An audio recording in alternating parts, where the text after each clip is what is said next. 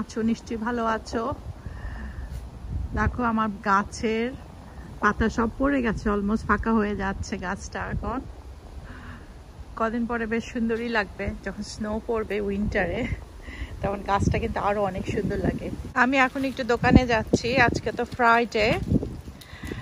টুকটাক শপিং আছে, সকালেই যাচ্ছি কারণ পরে আরো বিজি হয়ে যাবে, তো বিজি হওয়ার আগে আমি চলে যাচ্ছি আর কি। শপিং গুলো উঠানো কিন্তু আমার অনেক বিরক্ত লাগে, কিনতে অত বিরক্ত লাগে না, কিন্তু এগুলো এখন জায়গা জায়গায় রাখতে হবে।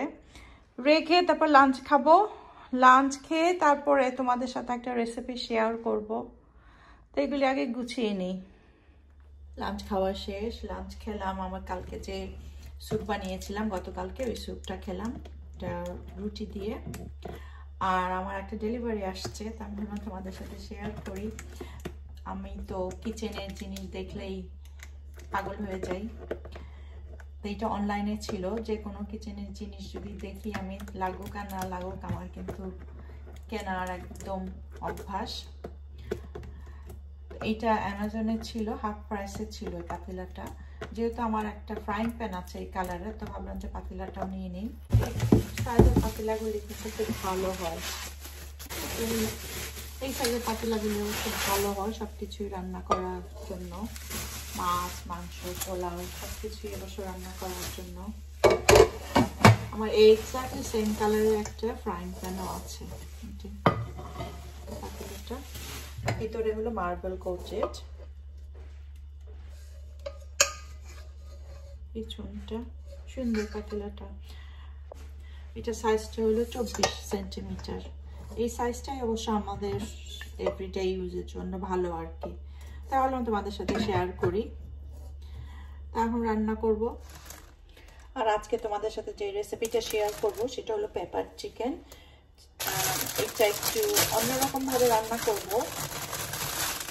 এখন তো আমি ভাতটা একটু কম খেতে চাচ্ছি, এই চিকেনটা রুটি দিয়ে খাওয়া যায়, আর ভাত দিয়ে, তারপরে নুডলস দিয়ে, সবকিছু দিয়েই খাওয়া যায় অবশ্য।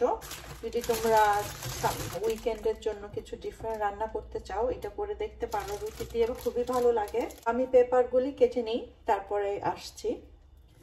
এইখানে আমি একটা লাল পেপার আর একটা হলুদ পেপার কেটে নিয়েছি, যে কোনো কালার হলে হয়। আমার কাছে যেহেতু দুইটা কালারই ছিল, দুইটা কালার নিলাম।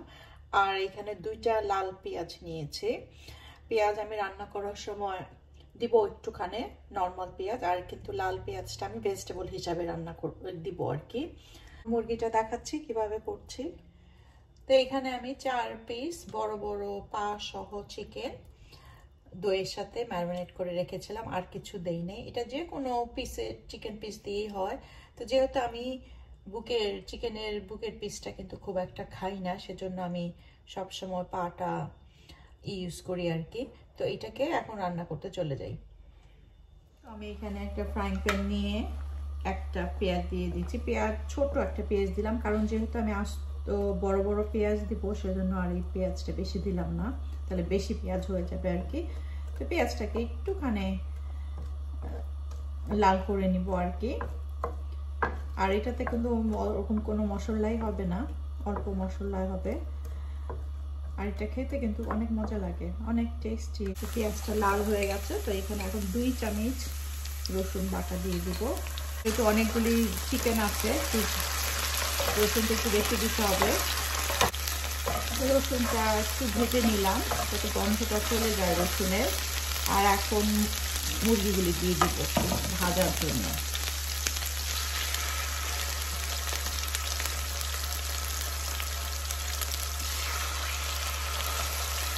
দিয়ে দেবো, এটা ফেলবো না আমি, এটাও দিয়ে দেবো এটার মধ্যে একটা দুইটা।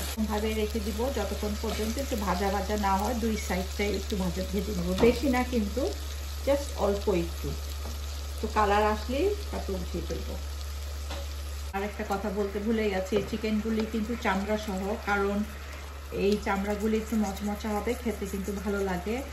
আর চামড়া রাখলে এরকমভাবে রান্না করলে চিকেনটা কিন্তু ড্রাই হয় না, একদম ময়েস্ট থাকে আর কি। তা নাহলে একদম চিকেনটা ড্রাই হয়ে যায়, তখন খেতে ভালো লাগে না। আর এখন এখানে 4 চামচে 2 চামচ টমেটো পিউরে, ক্যাচাপ না কিন্তু পিউরে দিচ্ছি।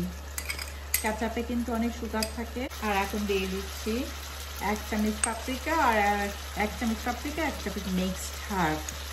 তো মিক্সড হার্ব যদি না থাকে অসুবিধা নাই, যে হার্বই থাকে দিয়ে দিতে পারো। আমি জাস্ট চিকেনের উপরেই দিয়ে দিব, কোনো অসুবিধা নাই, কারণ এগুলো যখন আবার আমি উল্টাবো তখন কিন্তু মিক্সড হয়ে যাবে। আসলে এই রান্নাটা এত ইজি, মানে কোনো ঝামেলাই নাই। দেখো সব লেগে গেছে, কিন্তু কোনো ঝামেলাই করতে হয় না আসলে। একটুখানে গোলমরিচের গুঁড়ো আর একটুখানে গরম মশলার গুঁড়া দিয়ে দিব। মশলার গুঁড়াটা দিয়ে দিচ্ছি, বেশি না, অল্প। নাড়াচাড়া করে নিব, নাড়াচাড়া করে এটাকে আবার ঢেকে দিব। আর ভেজিটেবলগুলো আর একটু পরে দিব। মিডিয়াম হিটে ঢেকে রাখবো। মুরগির থেকে অনেক পানি বের হয়েছে, দেখো এই পানিতেই কিন্তু মুরগিটা রান্না হয়ে যাবে। আমি আর পানি অ্যাড করব না। আমি 2-1 বার মুরগিটাকে উল্টিয়ে দিয়েছি। আর ভেজিটেবলগুলো এখন আমি মিক্সড করব না, একটু পরে মিক্সড করব। আবার ঢাকনা দিয়ে কিছুক্ষণ রেখে দিব এরকম ভাবে। এই তো এখন ভেজিটেবলগুলি দেখো আস্তে আস্তে কিন্তু এগুলি রান্না হয়ে যাচ্ছে, সফট হয়ে যাচ্ছে আর কি।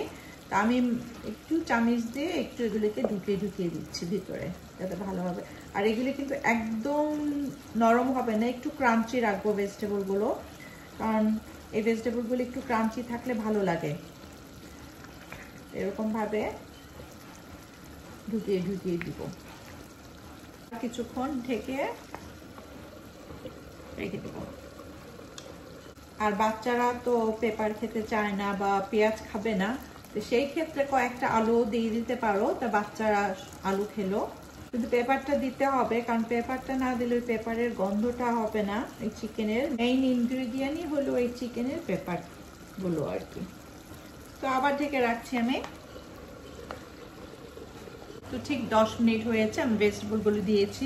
এখন আমি ঢাকনাটাকে খুলে এরকম ভাবে এটাকে রান্না করব যতক্ষণ পর্যন্ত পানিগুলি শুকিয়ে না যায় আর চিকেনটা ক্রিস্পি হয়ে যায়। চিকেনটা আমি একবার উল্টিয়ে দিয়েছি, অলরেডি দেখতে পাচ্ছ চিকেনটা কিন্তু লাল লাল হয়ে গেছে। তো আমার চিকেনটা দেখো একদম পানি শুকিয়ে গেছে। এখন এটাকে আমি অফ করে দিব। একদম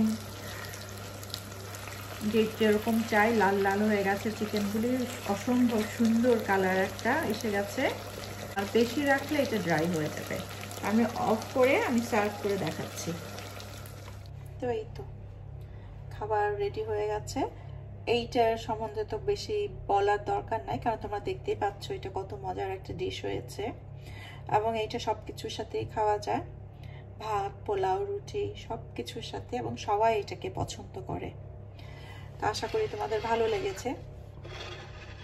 ভেজিটেবলগুলো আমি ছড়িয়ে দিয়েছি এবং পেপারগুলি কিন্তু আস্তে আস্তেই আছে বেশিরভাগই। আর পেঁয়াজগুলি একটু রোস্টেড হয়ে গেছে এবং এগুলি সুইট হবে একটু, যেটা খেতে ভালো লাগবে আর কি। আজকের ভিডিওটা এখানেই শেষ করছি। তোমরা সবাই ভালো থাকো, সুস্থ থাকো, অনেক দোয়া রইল তোমাদের জন্য। আল্লাহ হাফেজ।